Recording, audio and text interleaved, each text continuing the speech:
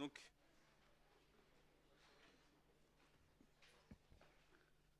tout le monde est assis.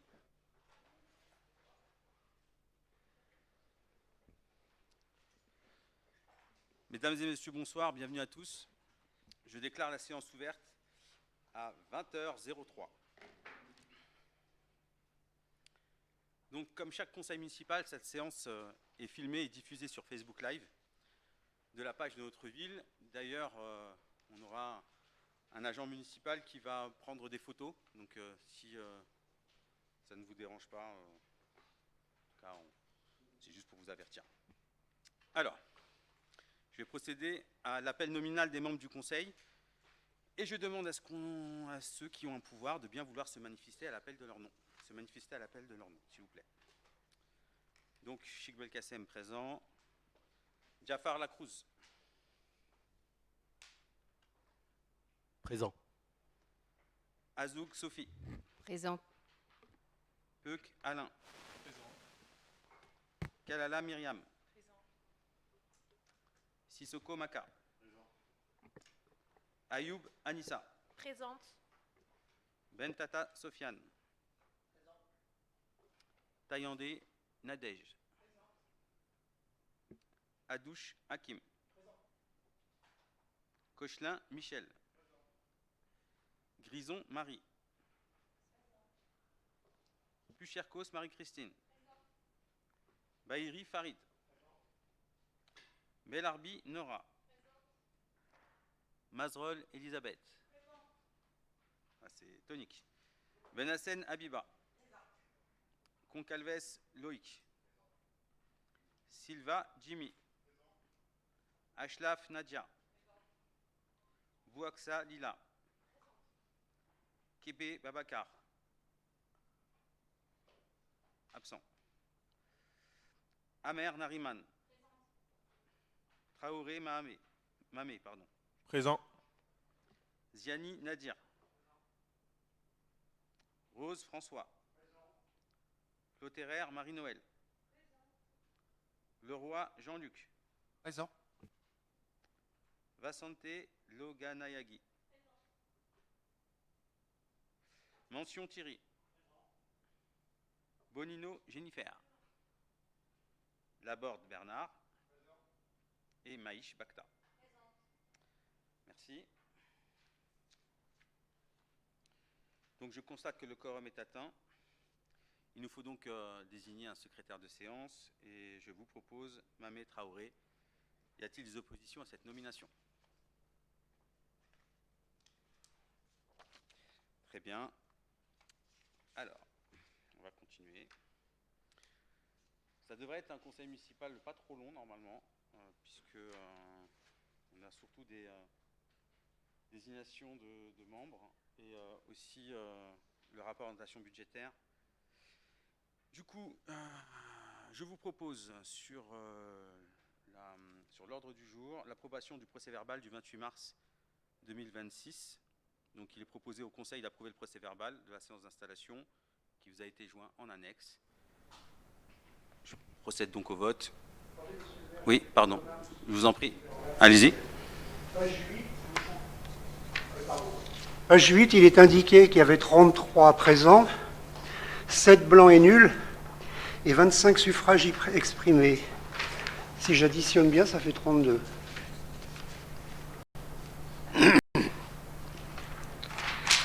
Ok. On va procéder à la modification. Page 8, vous dites? 8, oui. C'est sur le vote des adjoints. D'accord. Alors je ne sais pas si on était que 32, s'il y avait 8 blancs ou abstentions, ou s'il y avait 25 exprimés. Moi, je pense qu'il y avait un blanc, je crois. Je ne sais pas. Je ne sais plus. Et puis je ne comprends pas le mot « chaque » dans le résultat de 25, pour chaque liste. C'est valable aussi pour votre élection, monsieur le maire. C'est pas grave, c'est... Le mot « chaque », je pense qu'il est en trop. Ça sera modifié. Très bien. Ok. Après, j'ai quelques remarques sur ma Dites-moi. déclaration, s'il vous plaît. Sur Ma déclaration, il y avait votre déclaration? il y a quelques coquilles. Ok. Vous voulez les... C'est-à-dire que généralement, lors du précédent mandat, On demandait à celui qui faisait une déclaration de l'envoyer par mail. On donnait une adresse mail et on l'envoyait, comme ça il y avait juste à la recopier. Et là, comme elle a été refrappée, pour moi il y a quelques coquilles, il manque des mots. Est-ce que vous souhaitez nous l'envoyer et qu'on l'intègre? Si, j'ai l'intention quand même d'approuver ce procès-verbal, mais il faudrait au moins qu'on tienne compte de mes remarques pour pouvoir l'approuver. Si je vous l'envoie a posteriori, ça me semble Faites un peu confiance, monsieur Rose. Mais, mais en tout cas, la confiance, ça s'acquiert. On verra dans le temps. Bah écoutez, on verra. Mais en tout cas, sachez que dans le procès-verbal du prochain conseil, vous pouvez être sûr que, en tout cas, vos remarques seront bien. Donc vous préférez que j'envoie mon draft? Ça sera plus simple, je pense. D'accord, il n'y a pas de problème. Je vous fais confiance puisque vous proposez de le faire. Ouais, aucun problème. Ça sera fait sans souci. Très bien, donc du coup, pour cette approbation, je vais donc procéder au vote. Qui s'abstient? Qui est contre? Qui est pour? Très bien, je vous remercie. Cette délibération est adoptée à l'unanimité. Merci à vous. Donc je vais mettre pour 32. Je l'envoie sur quelle messagerie, mon draft? Vous mettez cabinet du maire. Cabinet du maire, d'accord. Ça marche. Très bien. Alors, rapport numéro 2. Désignation des représentants de la commune pour siéger au sein de divers syndicats. Alors, ça va être un peu long, mais on devrait passer par là. La commune adhère à plusieurs syndicats dans différents domaines. Ainsi, la commune est membre du syndicat mixte de collecte et de traitement des déchets de la vallée de Montmorency, le syndicat Émeraude. Le dit syndicat a pour mission la prévention, la collecte et le traitement des déchets ménagers et assimilé des 283 420 habitants de son territoire avec un souci constant de réduction des tonnages et d'amélioration des performances et de valorisation. Donc sont appelés à siéger en qualité de représentants de la commune au sein du dit syndicat 2 titulaires et 2 suppléants. Concernant le syndicat intégré assainissement et rivières de la région d'Enghien-les-Bains, le SIAR, le dit syndicat est un syndicat mixte créé en 1929. Il est composé de 2 agglomérations Plaine-Vallée et Val-Parisis, d'une communauté de communes Val-de-l'Oise et des Trois-Forêts, et de 2 communes, Bêtemont-la-Forêt et Chauvry. Sont appelés à siéger en qualité des représentants de la commune au sein du dit syndicat 2 titulaires et 2 suppléants. Sur le syndicat des eaux d'Île-de-France, le SEDIF, le dit syndicat est un établissement public créé en 1923, responsable du service public de l'eau potable pour le compte des communes ou intercommunalités. Pour les EPT et les CA franciliennes qui y adhèrent. Dirigé par les élus de ces collectivités, le SEDIF alimente 4 millions d'usagers, répartis sur 7 départements d'Île-de-France, ce qui en fait le plus grand service d'eau de France et en Europe. Sont appelés à siéger en qualité de représentants de la commune au sein du dit syndicat, un titulaire et un suppléant.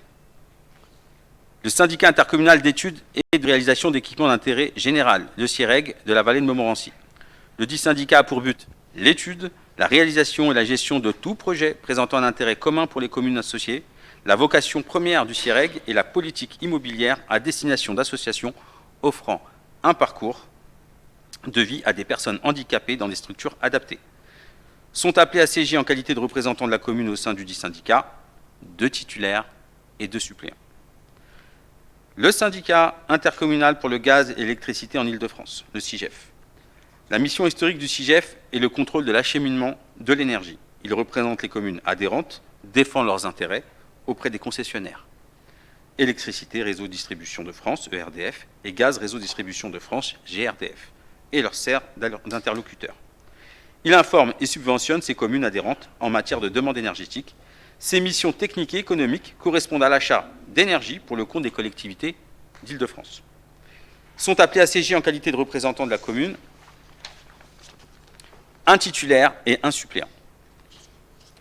Le syndicat intercommunal de la périphérie de Paris pour les énergies et les réseaux de communication, qu'on appelle le CIPEREC, avec une compétence historique de gestion de la distribution d'électricité pour les comptes des communes, le syndicat a progressivement développé d'autres compétences. Les réseaux de communication électronique et services de communication audiovisuelle, le développement des énergies renouvelables, les systèmes d'information géographiques, l'éclairage public et les infrastructures de charge. Les objectifs poursuivis sont d'intérêt général et sont les suivants.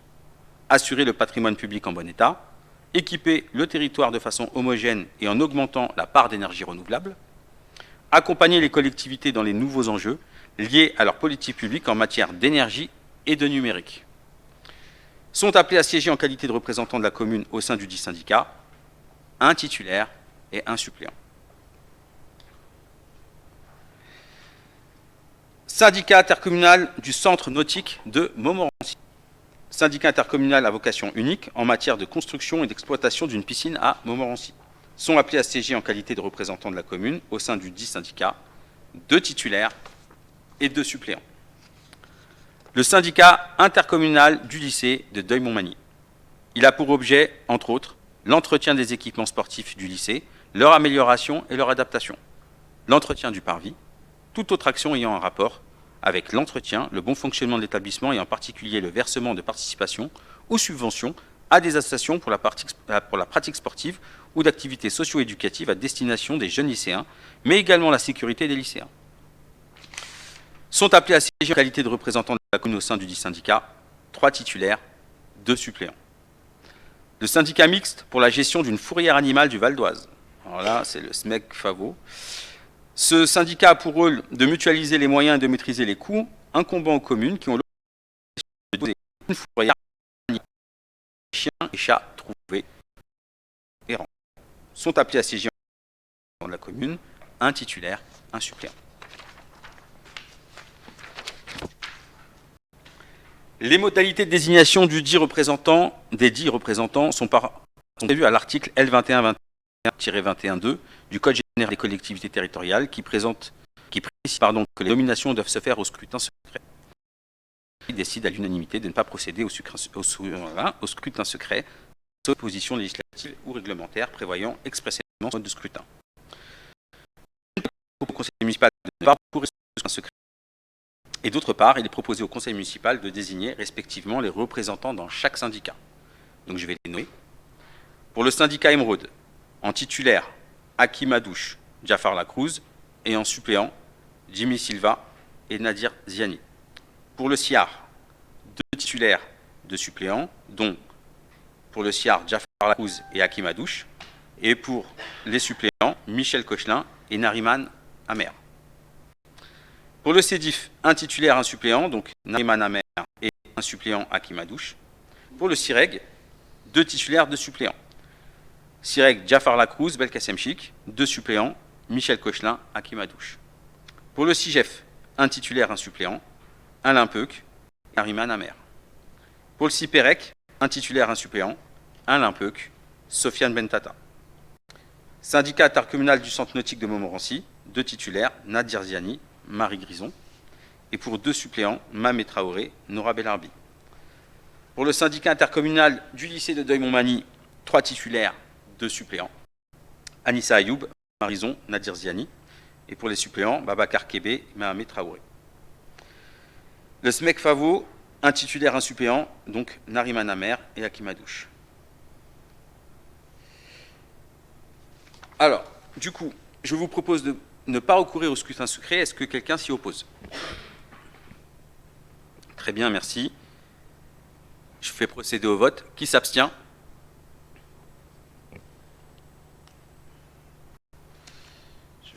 Je trouve plus la feuille. Allez. Qui est contre? Qui est pour? Très bien, merci.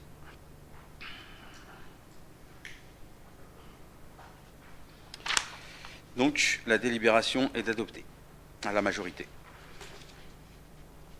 Ensuite, le rapport numéro 3. Désignation des représentants de la commune pour siéger au sein du conseil d'administration des collèges Nicolas Copernic et Maurice Utrio.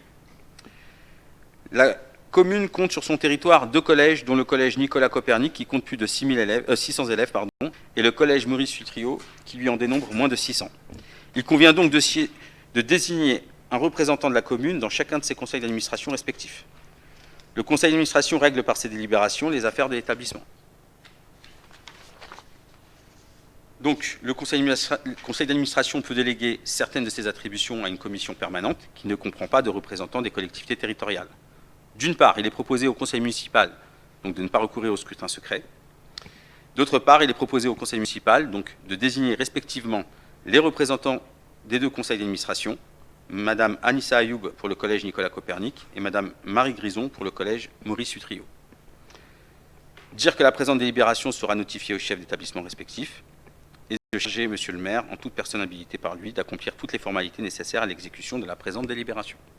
Je vous propose donc de ne pas recourir au scrutin secret. Est-ce que quelqu'un s'y oppose? Très bien, merci.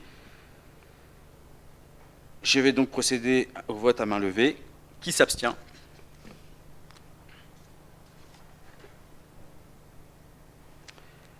Qui est contre? Qui est pour? La délibération est adoptée à la majorité. Je vous remercie.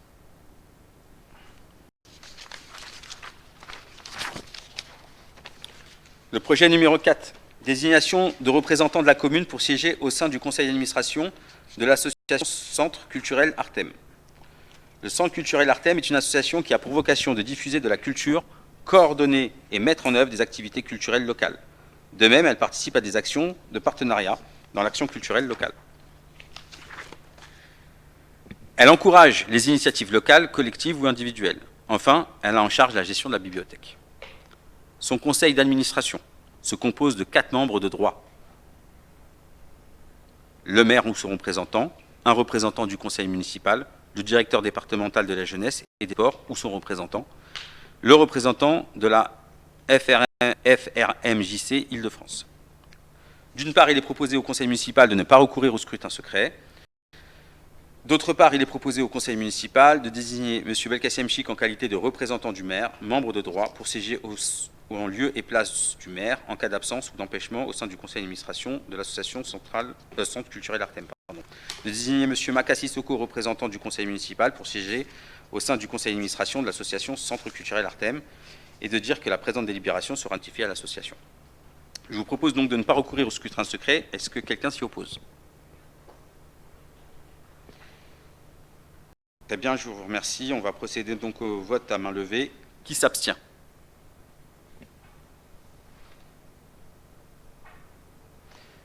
Qui est contre? Qui est pour?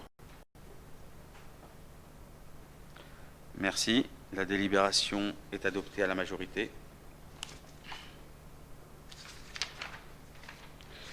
Donc le rapport numéro 5, à l'ordre du jour. Désignation de représentants de la commune pour siéger au sein du comité social territorial CST. Suite à la création d'un comité social territorial, comme entre la commune et ses établissements publics rattachés, il est d'intérêt de disposer d'un comité social territorial, donc un CST, commun compétent pour l'ensemble des agents de la collectivité, du CCAS et du SIAB. Dans chaque collège, les représentants titulaires sont en nombre égal à celui des représentants suppléants, soit 5 représentants titulaires pour le collège des représentants de la collectivité, 5 représentants suppléants pour le collège des représentants de la collectivité, 5 représentants titulaires pour le collège des représentants du personnel et 5 représentants suppléants pour le collège des représentants du personnel. Ouais. D'une part, il est proposé au conseil municipal de ne pas recourir au scrutin secret pour la désignation des 5 titulaires et des 5 suppléants. D'autre part, il est proposé au conseil municipal de désigner 5 représentants titulaires et suppléants parmi les membres du conseil municipal pour le collège des représentants de la collectivité. Aussi, nous vous proposons en titulaire Belkacem Chik, Habiba Menassen, Nadia Ashlaf, Nariman Amer, Mahamé Traoré. En suppléant, Marie Grison, Nora Belarbi, Myriam Kalala, Lila Bouaksa et Marie-Christine Poucherkos.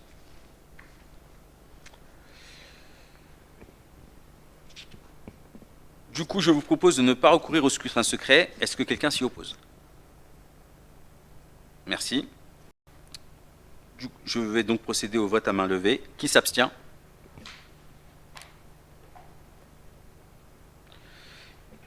Qui est contre? Qui est pour? Je vous remercie.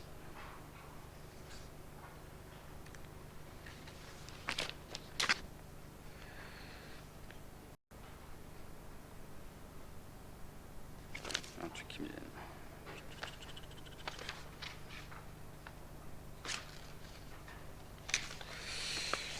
Donc, on va procéder... Est-ce qu'il manque un truc? CST. Ouais, c'est ça. Ok. Donc, désignation des représentants de la commune pour siéger au sein de la formation spécialisée en matière de santé, de sécurité et de conditions de travail, F3SCT. Suite à la déclaration d'une formation spécialisée en matière de santé, de sécurité et de conditions de travail, commune entre la commune et les établissements publics rattachés, il est d'intérêt de disposer d'une formation spécialisée en matière de santé, de sécurité et de conditions de travail compétentes pour l'ensemble des agents de la collectivité, du CCAS et du SIAB. Dans chaque collège, les représentants titulaires sont en nombre égal à celui des représentants suppléants, soit 5 représentants titulaires pour le collège des représentants de la collectivité, 5 représentants suppléants pour le collège des représentants de la collectivité, 5 représentants titulaires pour le collège des représentants du personnel, et 5 représentants suppléants pour le collège des représentants du personnel.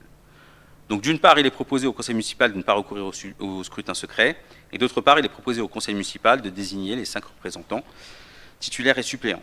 Aussi, je vous propose en titulaire Belkacem Chik, Marie Grison, Habiba Benassen, Nadia Ashlaf et Farid Bahiri. Et en suppléant, Mahamed Traoré, Babacar Kébé, Myriam Kalala, Elisabeth Mazrol, Loïc Concalves. De dire que le maire est président et membre de droit, de charger monsieur le maire ou toute personnalité habilitée par lui d'accomplir toutes les formalités nécessaires à l'exécution de la présente délibération. Aussi, je vous propose de ne pas recourir au scrutin secret. Est-ce que quelqu'un s'y oppose? Merci. Nous allons donc procéder au vote à main levée. Qui s'abstient?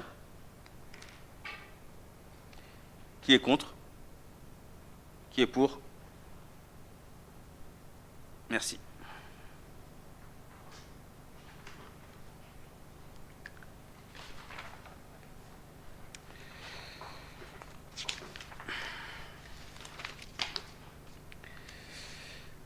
Ensuite, désignation de représentants de la commune pour siéger au sein du Comité national d'action sociale, le CNAS.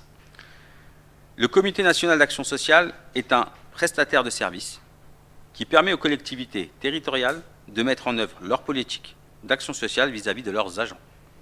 L'accès à l'aide sociale pour les agents et de ces collectivités a été rendu obligatoire par une loi votée en 2007.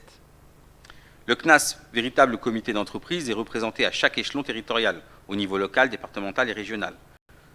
Le lendemain des élections municipales et conformément à l'organisation paritaire constitutive au CNAS, chaque structure adhérente du CNAS désigne 2 délégués,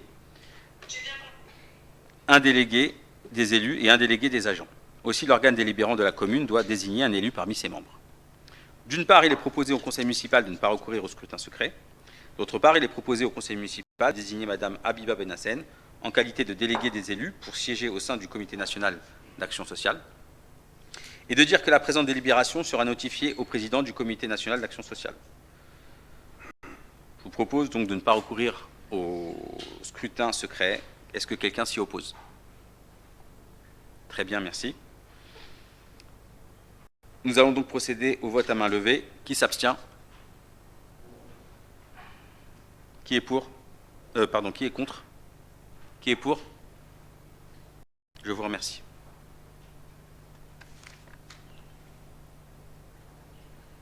Comment? Ah, j'ai pas vu, pardon. Là, vous vous abstenez? Ah, ok, pardon. Ok, merci.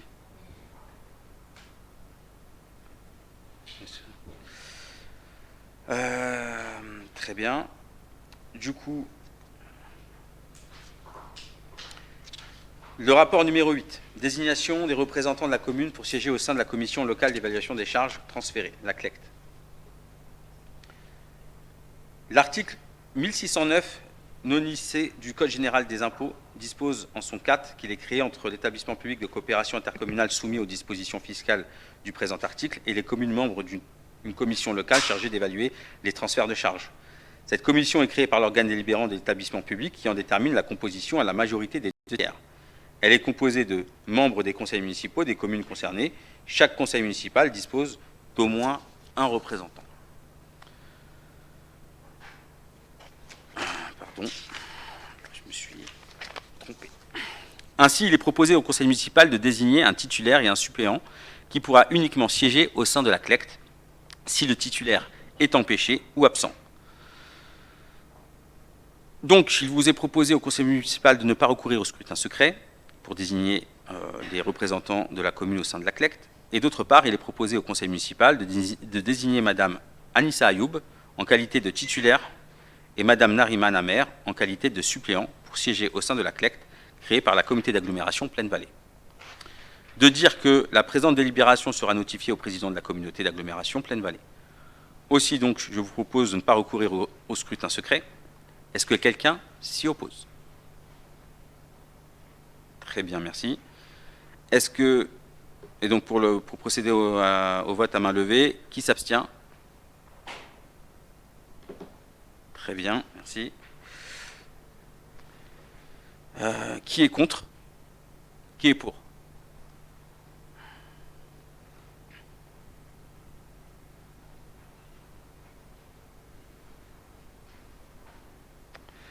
Très bien, la délibération est adoptée à la majorité. Merci.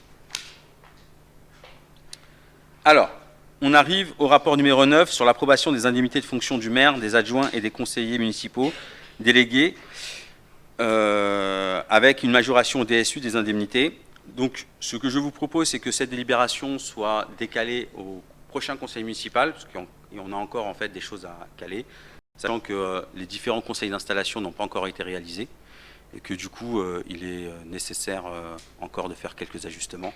Donc, on vous propose de présenter cette délibération, je vais vous donner la parole, cette note sur le prochain conseil municipal.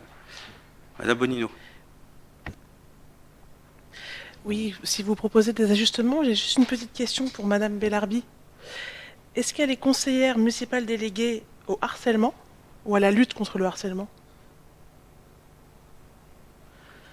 Parce que dans l'intitulé, c'est marqué déléguée au harcèlement.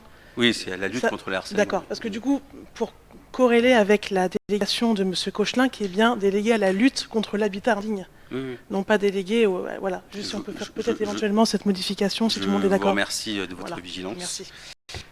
Mais oui, effectivement, c'est de ça dont on parle.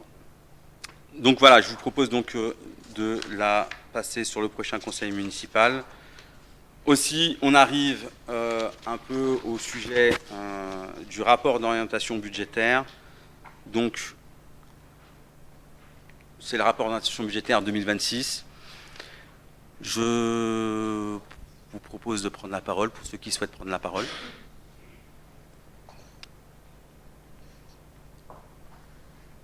Monsieur Peuc. Par rapport au propos introductif de ce rapport d'orientation budgétaire, on parle de dette. Cette dette dont il est question, ne tombe pas du ciel, elle est le fruit d'une politique. Cette politique qui a fait le choix de la finance et non de l'intérêt général. C'est une politique qui se traduit par une explosion des inégalités. D'un côté, on a les ultra-riches qui voient leurs fortunes qui sont passées en l'espace de 7 ans de 780 milliards d'euros à 1200 milliards d'euros aujourd'hui. Et de l'autre côté, on voit la croissance de la pauvreté avec 12 millions de personnes, de nos concitoyens, qui vivent aujourd'hui en dessous du seuil de pauvreté. Une politique qui a fait le choix d'octroyer chaque année 211 milliards d'euros aux entreprises sans aucune exigence de contrepartie. Une politique qui a fait le choix d'augmenter les dépenses militaires de 6,7 milliards d'euros en 2026 par rapport à 2025. Une politique qui refuse de mettre à contribution les 1800 familles de notre pays qui disposent de plus de 100 millions de revenus annuels en instaurant la taxe Zuckman qui permettrait, avec une contribution minimale de 2%, de rapporter 20 milliards d'euros de recettes fiscales. Une politique qui se traduit par la baisse des moyens consacrés aux services publics, comme c'est le cas dans l'éducation nationale, qui voit la fermeture dans notre département de 100 classes et 2 classes dans notre pays. Et qui voit par ailleurs la dotation de la baisse aux collectivités locales qui est chiffrée entre 5 et 8 milliards. Une politique qui est le fruit de la mise en œuvre du socle commun, c'est-à-dire de la Macronie, de la droite, et souvent avec la complaisance de l'extrême droite. D'autres choix sont à faire pour les services publics et pour les communes. Un choix de développement des services publics, de justice sociale et de justice fiscale. Merci monsieur.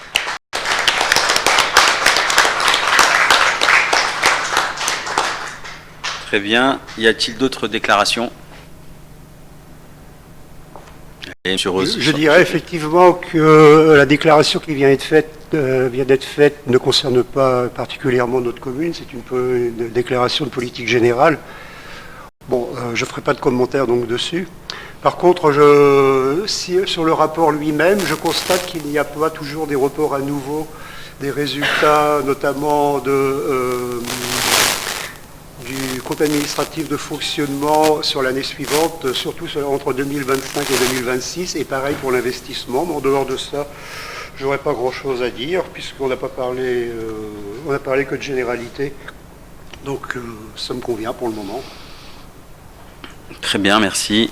Alors oui, effectivement, nous avons fait le choix de ne pas reprendre, de ne pas faire de reprise par anticipation du résultat, sachant que le résultat était négatif, mais je vais en dire deux mots. C'est peut-être le moment alors. Il y a un compte administratif qu'on votera. Non, parce que moi je constate qu'il y a un excédent sur le budget. Je n'ai pas terminé. Ah ben, fallait le dire, je vous en prie. J'étais en train de parler.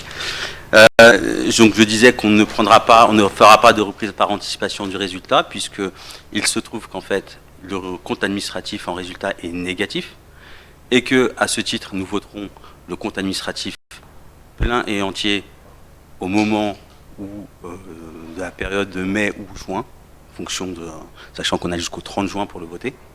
Et à ce moment-là, on regardera un peu plus en détail ce qui s'est passé, même si j'ai déjà, et je vous le dirai en quelques mots, une idée de la manipulation, on va dire, ou plutôt l'opération, ça pourrait être plus exact, l'opération qui a causé ce désagrément, et qui montre quand même que ça a été quand même un peu hasardeux de le faire à ce moment-là. Bon.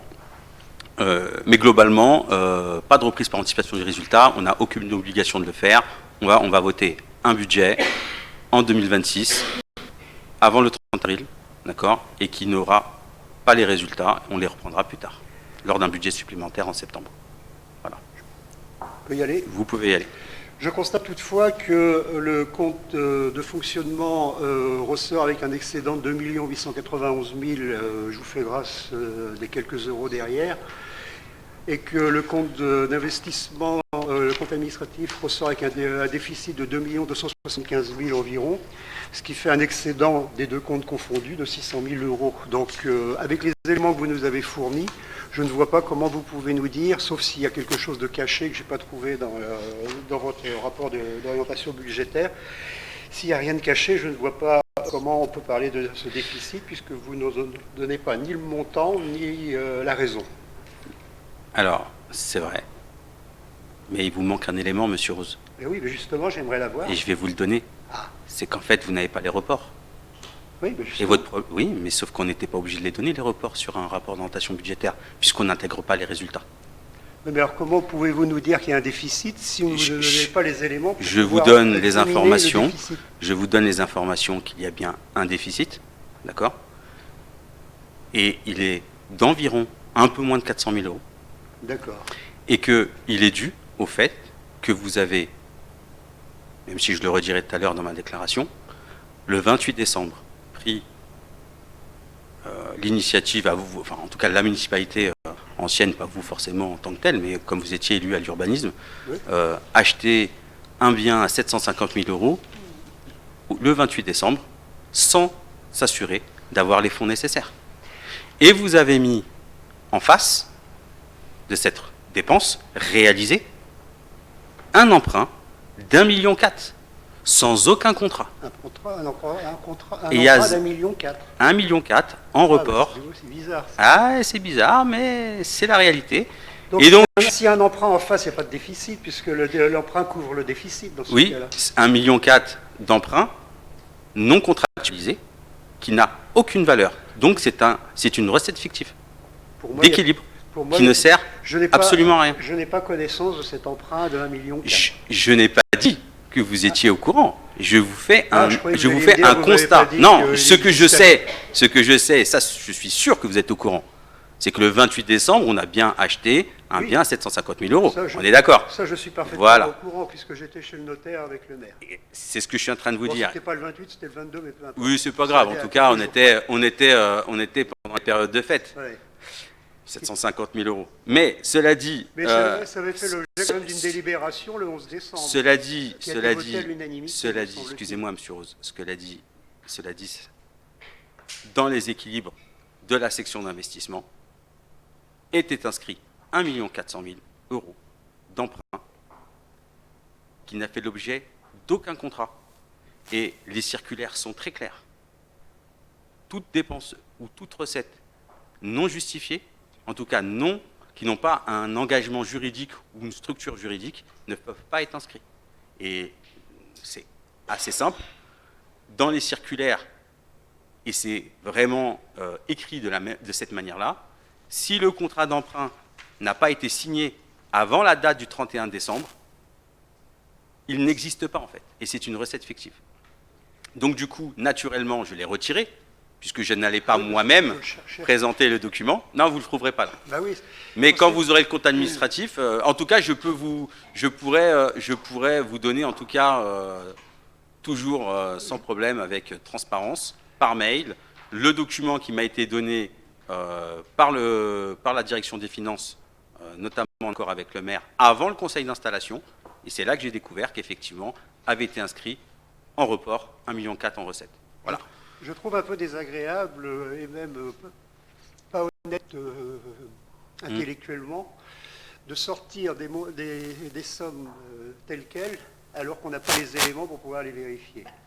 Ben non, non, puisqu'on vient de nous dire que c'était pas dans les documents. Excusez-moi, vous posez une question, vous dites que vous n'en avez pas la preuve. Mais je n'ai toujours pas la preuve. Excusez-moi, je continue de parler. Or, il s'avère, voilà. Il s'avère que vous demandez, vous posez une question, monsieur le maire vous répond, Bah oui. il vous explique pourquoi la somme n'apparaît pas, et ça ne vous convient pas. Donc, excusez-moi, hein. Ça ne sert à rien de s'énerver Bah sur ce si, un sujet. petit peu, quand Ah même. bon? Pourquoi? Ça m'agace. Il faut garder son calme, il faut boire moins de café, moins de thé ou je sais pas quoi. Moi, je trouve toujours navrant qu'on n'ait pas les éléments pour pouvoir vérifier les sommes que vous avancez. C'est tout. Puisque vous dites qu'on les aura la prochaine fois, j'espère qu'on les aura Alors, la prochaine fois. vous les aurez au moment du vote du compte administratif, puisque là, il ne s'agit pas du compte administratif. Il s'agit du rapport d'orientation budgétaire 2026, avec pour le prochain conseil le vote du budget 2026, d'accord? Et que viendra le moment où nous parlerons du compte administratif 2025, sur lequel on se laisse quand même le droit et le temps d'aller regarder qu'est-ce qui s'est passé en 2025. Voilà. Tout simplement parce qu'en fait, là, ça fait juste 2 semaines qu'on a été installé, et vous comprendrez qu'on n'a pas forcément eu le temps de tout regarder, mais vous inquiétez pas, on y travaille. Alors, je vous propose... Je veux bien Oui. prendre la parole, s'il vous plaît. Ah, pardon. Juste pour vous dire que nous avons enrichi notre patrimoine à un très bon prix. Cet achat de l'école était pour agrandir la bibliothèque et que ça me semble important que vous ayez cette information et que ce n'est pas un achat compulsif ou je ne sais quoi. Je vous remercie de cette précision. En tout cas, ça n'a jamais été mon propos. Mais le fait est que cette somme sortie en fin d'année sans avoir mis quelque part tous les garde-fous pour s'assurer qu'on était en capacité de pouvoir le financer, nous amène à avoir un déficit du compte administratif. On ne va pas rester là-dessus, à moins que vous vouliez... Madame Bonino, c'est ça? Oui, alors sans rentrer dans des grands arguments financiers, hein, vous êtes plus apte que moi à le faire. En tout cas, ce qui est sûr de ce que j'ai lu dans les documents qu'il y avait, c'est qu'il y a quand même, et vous le savez très bien, je pense, un très bon matelas hein, sur ce qui a été fait en 2026. Et avec ce qui a été préparé, je pense que vous allez réussir quand même à trouver les fonds qu'il faut. Hein. Je ne sais pas trop de... Quand on parle des 750 000 euros, déjà, il faut bien rappeler c'est un déficit d'investissement hein, dans le fonctionnement. Il faut quand même leur dire. Et cet achat, nous, c'est vrai qu'on était au conseil municipal à l'époque, était quand même une opportunité, comme tu le disais, Marie-Noël. C'était une vision quand même d'avenir sur un équipement culturel de la ville. Et quand on a quand même une opportunité comme ça, il ne faut pas la laisser partir à quelqu'un d'autre ou ne pas sauter dessus. On parle de 750 000 euros, et monsieur le maire, vous êtes assez talentueux, je pense, pour faire les calculs, pour retrouver dans la largesse qui a été faite, dans ce qui a été préparé au niveau du matelas, 2026, pour trouver ces fonds. Ah, merci, je pense que on parle attendez, d'un achat de 750 000 euros, mais le attendez, déficit monsieur. n'est que 440 000. Monsieur, Si j'ai bien compris. on va juste se mettre les règles, parce qu'effectivement, on aura aussi le règlement intérieur à faire passer. On a 6 mois pour ça. On pourra se demander quand même la parole, hein. Et puis, effectivement, je la donne et j'ai pas de sujet à la donner. Cela dit, si on commence à tous parler en même temps, ça risque d'être compliqué. Mais je vais quand même répondre à Madame Bonino, si vous voulez bien. Oui, effectivement, les 750 000 euros, on parle de sommes inscrites en investissement, notamment.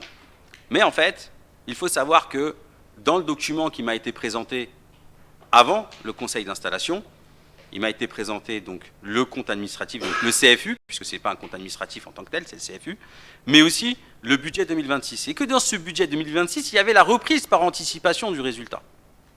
Ce qui veut dire que, à partir du moment où le compte financier unique faisait apparaître un excédent d'1 million d'euros, 900 et quelques mille en fonctionnement, et je ne sais plus, enfin on va dire 100 000 euros à peu près en investissement. Ça fait 1 million. Sauf que cet argent-là, il a été mis en équilibre sur le budget 2026. On est d'accord? Puisque c'est une reprise des résultats. Là, oui, quand vous me dites ça, il y a effectivement un matelas. Sauf que le problème qu'on a, c'est qu'à partir du moment où le matelas du CFU d'1 million d'euros, c'est plus 1 million, c'est moins 350, ça fait un trou. Parce qu'en fait, la reprise du résultat qui a été fait sur le budget 2026 équilibré n'est plus équilibré.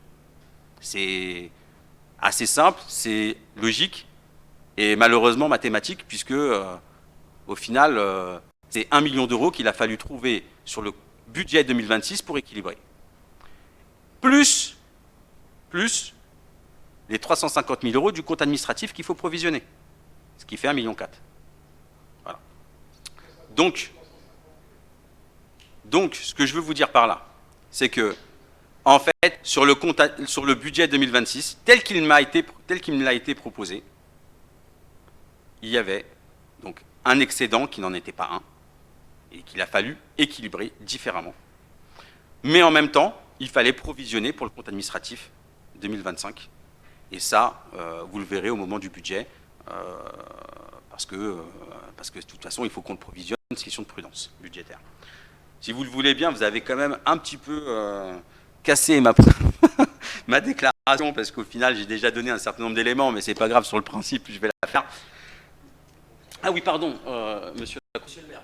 Je suis désolé, j'ai oublié. J'étais tellement lancé dans mon truc que je ne vous ai pas vu. Sur l'angle mort. C'est dans le rétro. Merci monsieur le maire. Merci de me donner la parole, puisque je l'ai demandé depuis... Bon, je vous ai laissé Madame Bonino parce que vous êtes sympathique. Je voudrais juste revenir peut-être sur un élément, ce que présente monsieur le maire. En fait, bon, c'est vérifié. Je ne vais pas refaire en fait le CV de monsieur le maire, mais bon, on a un expert en finances publiques. Je pense qu'il y a derrière en fait une volonté conjointe d'avoir des équilibres budgétaires qui nous permettent d'avancer pour les territoires. Si effectivement il tire là tout de suite sur des résultats, en fait, alors on pourrait se demander tout de suite pourquoi un achat au 22 décembre et pas sur l'exercice 2026. Je laisserai monsieur le maire, la primeur en fait, dans son intervention, en fait, rappeler le pourquoi du comment. Il y a une deuxième chose, madame, merci beaucoup Madame Flotterer, en fait, de nous indiquer effectivement qu'il y a un élément bâtimentaire, puisqu'on a regardé aussi exactement au PLU, au plan local d'urbanisme, en fait, comment étaient fléchées les zones, mais surtout, en fait, quels étaient les biens communaux en cession. Sur une école comme celle-ci, il aurait peut-être fallu, alors on verra, peut-être aller chercher en fait des recettes dans un projet équilibré et sortir du chapeau un achat sans aucun projet, sans prévision perspective. Vous nous dites qu'il y avait là une possibilité en fait d'extension de la bibliothèque.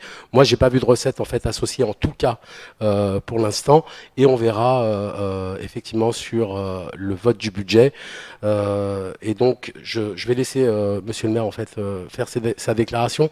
Il faut juste regarder en fait que on est sur un exercice 2025 et vous n'achetez pas en 2026. Je vous laisse. Merci, Monsieur Lacruz. Bon, je vous rassure, je ne serai pas très long. Mesdames et messieurs les conseillers municipaux, mesdames et messieurs, nous nous réunissons aujourd'hui pour débattre du rapport d'orientation budgétaire 2026 dans un contexte et un calendrier particulier, exigeant, mais aussi porteur de responsabilités et de choix clairs. Alors, il ne nous reste que 15 jours pour valider le budget, c'est-à-dire avant le 30 avril 2026, et cela ne fait que 15 jours que nous sommes en exercice. Pour rappel, le 28 mars dernier, les Manimontois nous ont accordé leur confiance pour conduire notre commune. En prenant nos fonctions, nous avons découvert une situation financière alarmante et bien loin des discours de bonne gestion. En effet, l'année 2025 est marquée par un déficit du compte administratif de plus de 350 000 euros, et un besoin d'équilibre budgétaire pour 2026 de près d'1 million d'euros à trouver. Cela s'explique notamment par le choix de l'ancienne municipalité d'acheter un bien immobilier pour 750 000 euros, du coup je rectifie le 22 décembre 2025, sans s'assurer de disposer des fonds nécessaires. À cela s'ajoute, dans la proposition budgétaire 2026, le recours à un nouvel emprunt conséquent, supérieur à 7 millions d'euros. Face à cette réalité, nous avons fait un choix, celui de la vérité, de la responsabilité et de la fidélité à nos engagements. Oui, nous aurions pu céder à la facilité et réduire brutalement les services publics, abandonner les projets utiles ou augmenter la pression fiscale sur les habitants. Mais ce n'est pas notre vision. Nous sommes une municipalité de gauche, attachée à la justice sociale, à l'égalité d'accès aux services publics et à la solidarité. C'est pourquoi nous avons engagé un travail rigoureux, exigeant, parfois difficile, pour retrouver un équilibre budgétaire sans abîmer ce qui fait le cœur de l'action publique locale. Alors, nous avons d'abord procédé à un examen précis de chaque dépense et de chaque politique publique. Non pas pour affaiblir notre action, mais pour la rendre plus efficace, plus juste et plus cohérente avec les besoins des habitants. Et permettez-moi de partager un exemple concret. Nous avons découvert une enveloppe de seulement 10 000 euros en 2025, dédiée au secours pour les personnes vulnérables ou en difficulté. Mais seulement 2 000 euros ont été réellement mobilisés.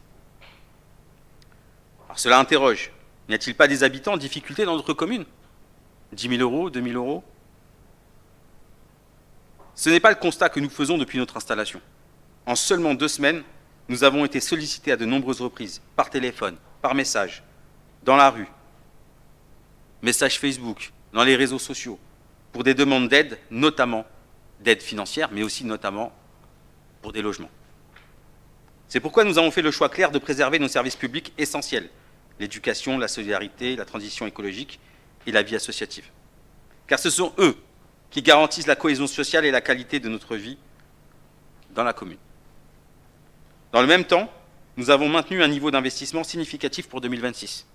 Parce qu'une ville qui n'investit pas est une ville qui renonce à son avenir. Nos investissements prépareront les équipements de demain, et notamment pour les plus jeunes. Comme les aires de jeu, par exemple. Nous avons également pris nos responsabilités en inscrivant une provision de 350 000 euros pour couvrir le déficit budgétaire de l'exercice 2025. C'est un choix de sincérité et de prudence budgétaire. Enfin, et je tiens à le redire clairement devant vous ce soir, nous avons respecté l'engagement que nous avons pris devant les habitants. Il n'y aura pas d'augmentation d'impôts. Dans un contexte déjà difficile pour de nombreux foyers, il était de notre devoir de ne pas alourdir leurs charges. Ce rapport d'orientation budgétaire traduit donc une ligne claire, redresser nos finances sans renoncer à nos valeurs, faire des choix responsables sans sacrifier l'essentiel, et préparer l'avenir sans faire payer le présent aux habitants. Le chemin reste exigeant, nous devrons continuer à faire preuve de rigueur, d'imagination, oui, il en faudra, et de dialogue bien sûr. Mais je suis convaincu que nous avons posé les bases d'un redressement solide, fidèle à nos engagements et à l'intérêt général. Je vous remercie.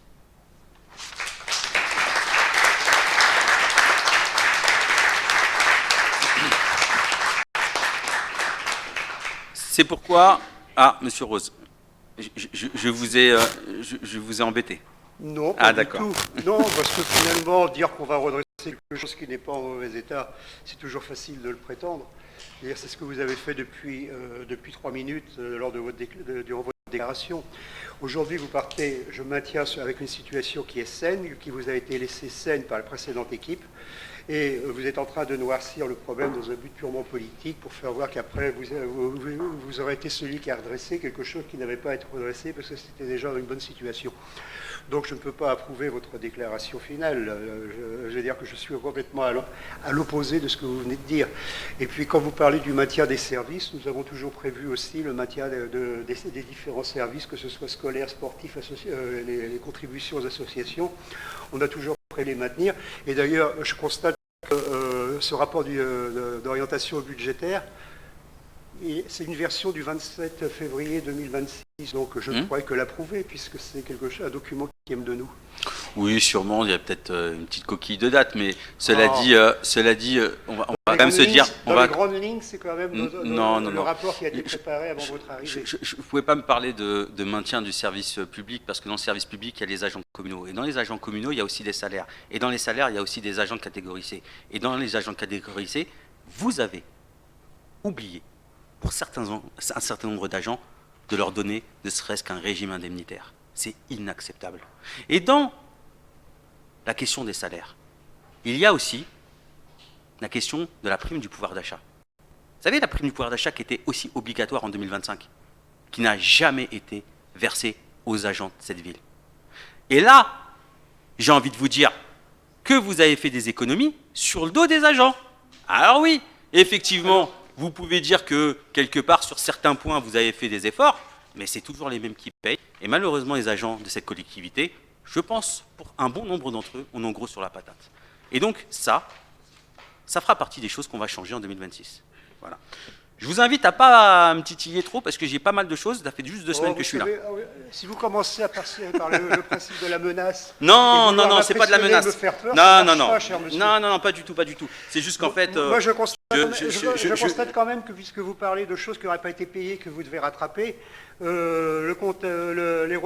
c'est pas rattrapable. Attendez, les charges de personnel, ils sont en 2025 de 12 783 199,48. Et vous prévoyez 13 millions, c'est-à-dire un peu moins de 210 000 euros d'augmentation sur un an, ce qui ne correspond même pas au GVT. Donc, ce qui veut dire que quelque part... Ce qui veut dire que ce qui n'a pas été payé, comment vous le payerez si vous ne prévoyez même pas dans le budget? Alors déjà, je ne peux pas rattraper ce que vous n'avez pas payé, puisqu'elle n'est pas rétroactive. Voilà. Et oui, nous allons avoir un travail particulier sur la question de la rémunération femmes-hommes. Nous allons retravailler la question du régime indemnitaire. Il faut juste qu'on ait un directeur général qui n'était pas là quand on est arrivé, donc il faut juste se trouver le temps de pouvoir travailler sur ces sujets. Et voilà, et puis les choses se feront, et nous essaierons effectivement d'apporter aussi tout ce que cette collectivité aurait pu avoir. En tout cas, c'est l'émission qu'on se donne.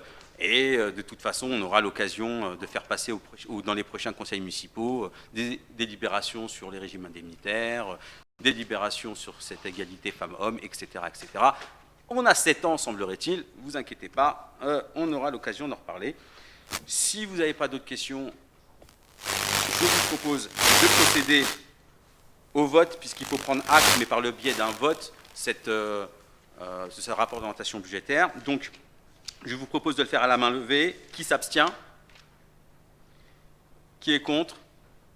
Qui est pour? Je vous remercie. À l'unanimité, si je ne me trompe pas. Ah non, pardon, excusez-moi. Il y a une abstention. Là. Ah pardon, j'ai pas vu l'abstention. C'était loin, le focus ne s'est fait pas. Désolé. Donc du coup, une abstention. Pardon. C'est caché par le chapeau. Parfait, je vous remercie. Il reste donc, du coup, le rapport numéro 11, décision du maire prise dans le cadre de ces délégations. C'était une décision que je n'ai pas forcément prise moi, puisque c'était une délibération de l'ancien mandat, mais qui, du coup, est arrivé en retard. Donc, j'avais proposé qu'on le passe après, parce qu'on n'avait plus forcément le temps. Donc, je vous propose de procéder au vote à main levée. Donc, j'ai regardé, tout va bien. Qui s'abstient? Qui est contre? C'est une décision du maire, oui. Oui, c'est vrai, vous avez raison. Ouais, c'est vrai. C'est juste que j'ai dégainé un peu vite. Là, non, mais c'est pas ça. C'est que j'en ai passé tellement que là, du coup, non, mais c'est ça. Effectivement, on prend acte. Très bien. Merci à vous. Ensuite, on avait 2 vœux à faire passer. Donc, je donne la parole à Madame Sophie Azoug pour son vœu.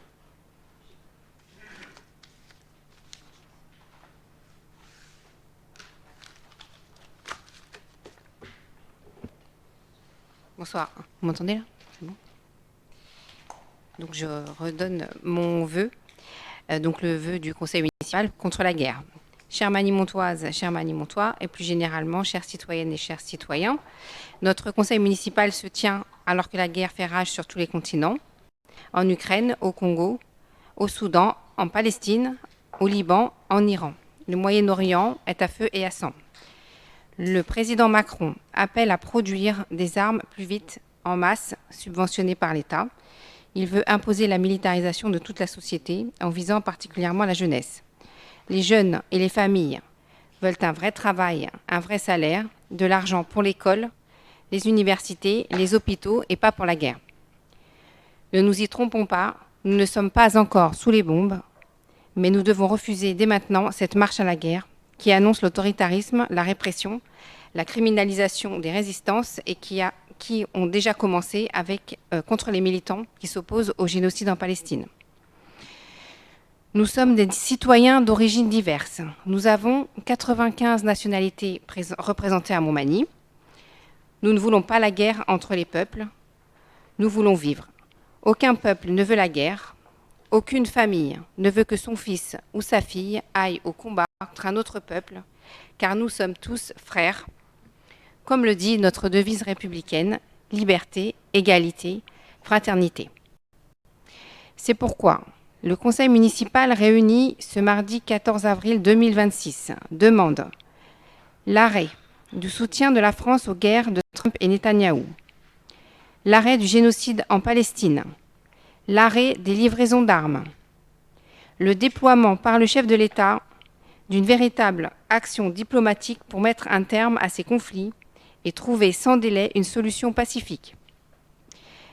Le Conseil refusera toute tentative de militariser nos jeunes dans notre ville et apporte tout son soutien au peuple martyrisé de tous les pays en guerre. Il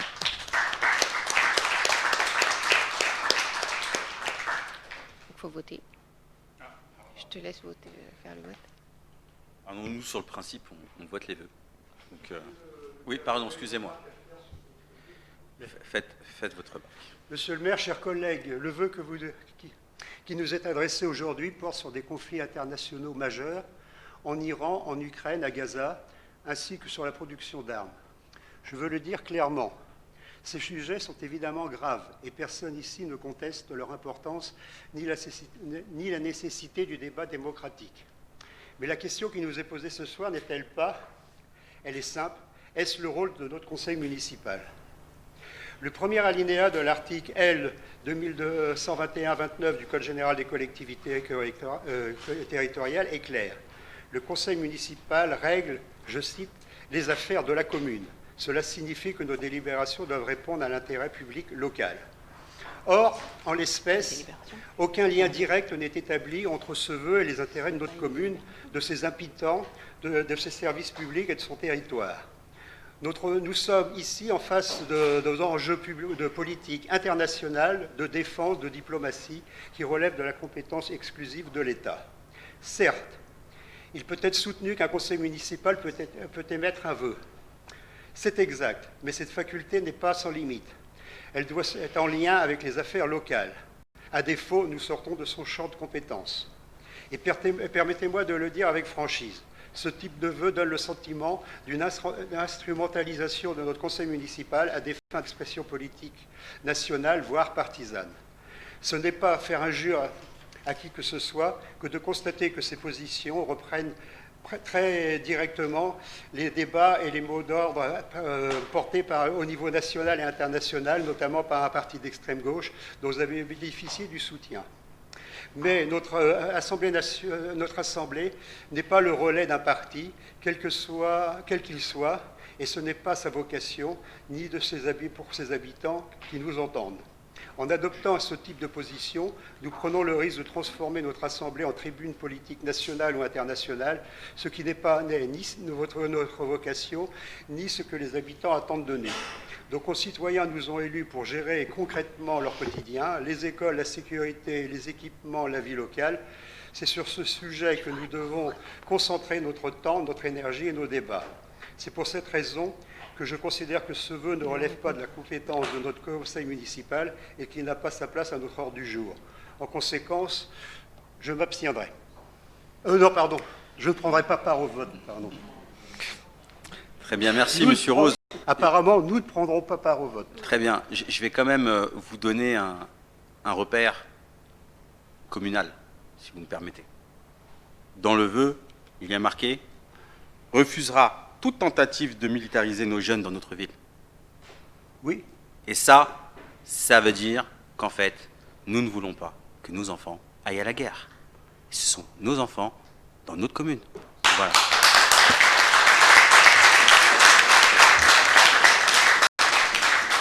Je pense que nous sommes tous d'accord pour ne pas vouloir que nos enfants aillent à la guerre. Mais de toute façon, la décision, si guerre il y avait, et j'espère qu'il n'y aura pas, ne viendrait pas de la volonté ou pas du conseil municipal de Montmagny, mais viendrait plutôt de l'État français. Vous comprenez juste que je vous ai mis en lien la vie communale ainsi que le vœu qui a été proposé. Vous ne m'avez pas mis du tout le lien communal avec... puisque les classes défense, décision prise par l'État, qui était quand même une instance supérieure par rapport à la commune pour prendre ce genre de prise de décision. C'est un vœu, vous avez le droit de ne pas prendre part au vote, il n'y a pas de souci. Ah, tu voulais dire... Ouais. Monsieur Rose, c'est pas parce que pendant 24 ans, vous n'avez pas eu le courage politique de dire et de condamner tout ce qui se passe et dans le monde, et là on est dans une assemblée délibérante, élue par les citoyens. Et il y a des enfants qui nous regardent. Il y a des parents qui nous regardent.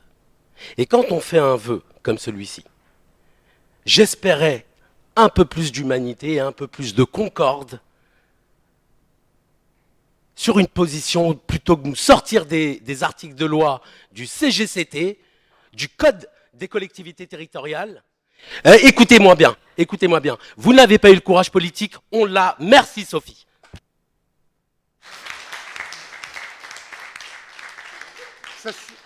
Je pense qu'il ne sert à rien de s'énerver pour ce genre de sujet au sein de cette enceinte. Je maintiens attendez, monsieur le maire, il me recoupe la parole, c'est quand même compliqué. Attendez. Je considère et je maintiens ma position que le vœu ne concerne pas un problème de politique locale, et je maintiens ma position. Je vous remercie, monsieur Rose. Et donc, quand on a des sujets en fait qui dépassent les frontières communales, on n'en parle pas. Comme celui de la ZAC, de la plante des champs, mais on y reviendra. On y reviendra. Merci. Je vous propose de passer au vote, s'il vous plaît. Alors, du coup, qui s'abstient? Qui est contre? Qui est pour? Merci. Je donne maintenant la parole à Madame Kalala. Magny-Montoise, Magny-Montois, voici le vœu relatif à l'éducation. À Montmagny, l'école de la République ne doit jamais être une variable d'ajustement.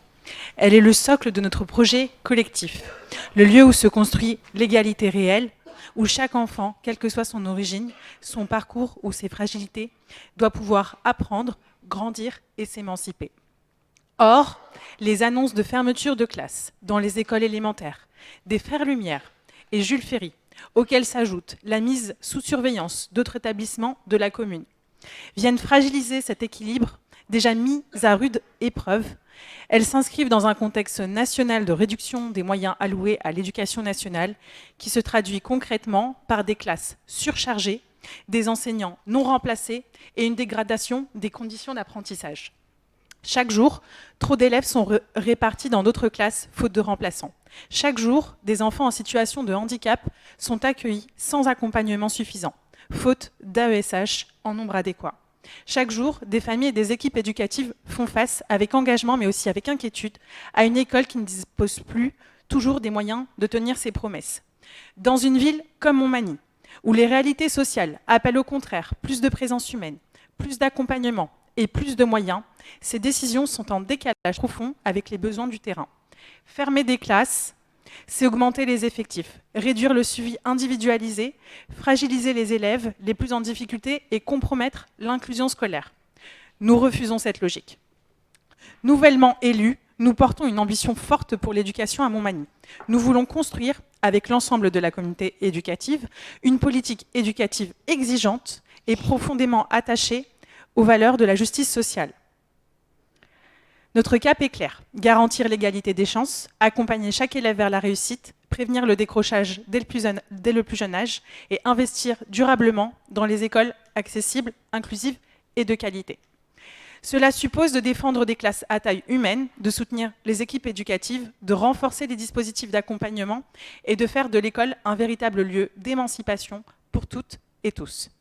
Aux côtés des enseignants, des parents d'élèves et de l'ensemble des acteurs éducatifs, nous exprimons notre vive inquiétude et notre opposition déterminée à ces fermetures de classes. Nous appelons l'éducation nationale à revoir sa position, à prendre en compte les spécificités de notre territoire et à faire le choix de l'investissement plutôt que celui du recul. Car défendre l'école publique, c'est défendre l'égalité. C'est refuser que les inégalités sociales se creusent dès le plus jeune âge, c'est affirmer qu'aucun enfant ne doit être laissé de côté. À Montmagny, nous prendrons toute notre part dans ce combat avec détermination et responsabilité pour construire une école plus juste, plus humaine et plus ambitieuse pour chaque enfant. Merci.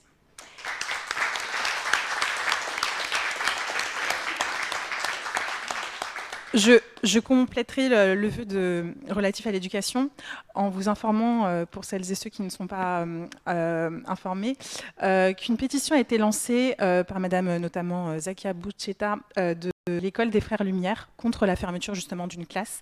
Elle a déjà récolté sur la pétition électronique plus de 210 signatures et 88 signatures sur la version papier. Voilà, en les remerciant.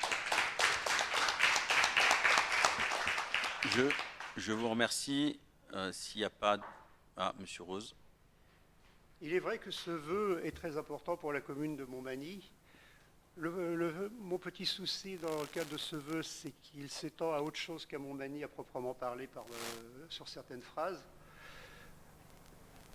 J'ai toujours des doutes sur l'efficacité de ce genre de processus, de vœux qui, souvent, comme des manifestations ou des banderoles qui n'aboutissent à rien, alors que des fois, de bonnes relations avec les services compétents et quelques coups de fil permettent d'éviter une fermeture de classe, comme ça a été le cas au Lévrier maternel il y a quelques mois. Par contre, bon, dans l'esprit, je pense que nous voterons pour. Ok, je vous remercie. Alors, du coup, je vais procéder au vote. Qui s'abstient? Qui est contre? Qui est pour? À l'unanimité, je vous remercie.